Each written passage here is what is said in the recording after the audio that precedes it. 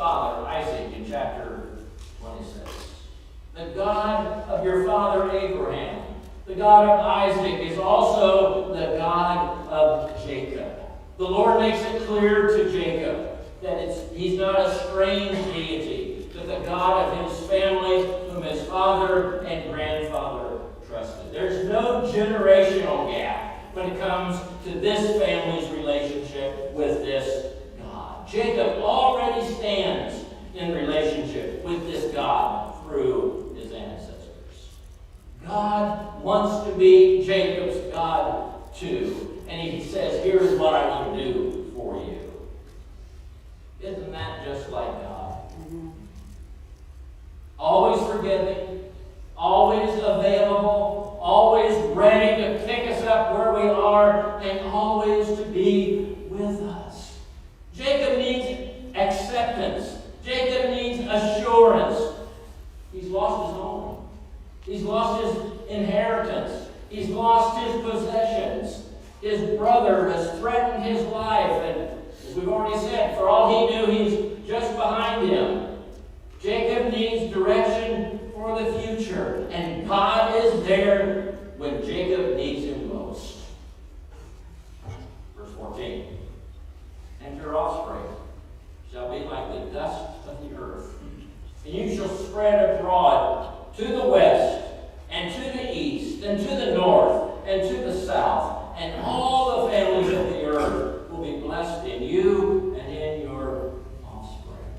It's a promise not only to Jacob, not only to his descendants, but also to all of the world, for all of history.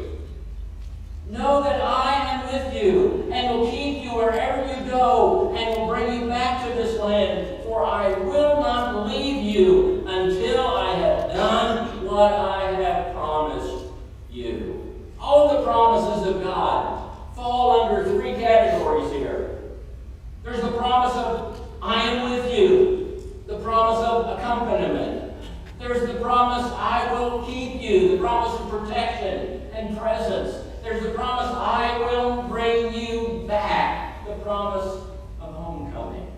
Promises similar to what were given by the Lord to Jacob's physical and spiritual descendants, which includes you and me. Deuteronomy 31, be strong and courageous. Do not be afraid or terrified because of them. For the Lord your God goes with you. He will never leave you or forsake you. Then Moses summoned Joshua and said to him in the presence of all Israel, be strong and courageous, for you must go with this people into the land of the Lord's ancestors to give them, and you must divide it among them as their inheritance. The Lord himself goes before you and will be with you. He will never leave you nor forsake you. Do not be afraid. Do not be discouraged. Joshua 1:5, no one will be able to stand against you all the days of your life. As I was with Moses, so will I be with you. I will never leave you or forsake you. Matthew 28, verse 20, the closing words of Jesus before he goes back to heaven, teaching them to obey everything I've commanded you, and surely I am with you always, even to the end of the age. Hebrews 13:5, never will I leave you, never will I forsake you.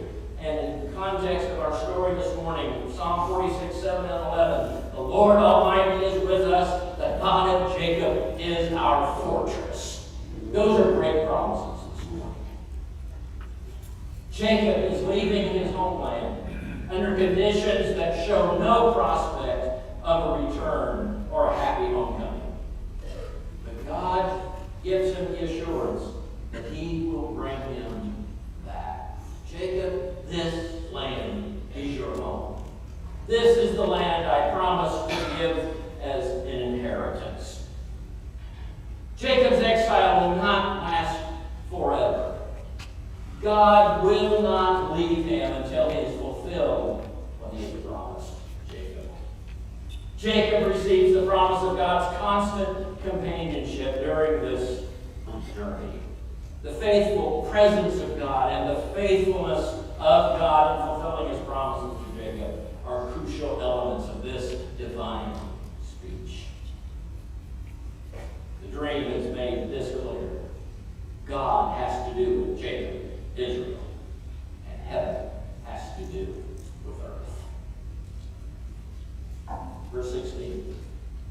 Then Jacob woke from his sleep and said, surely the Lord is in this place.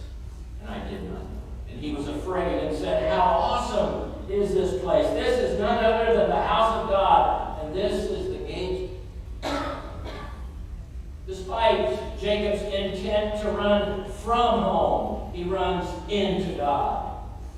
Jacob could have turned from God, but he chooses to turn toward God. Who could offer Jacob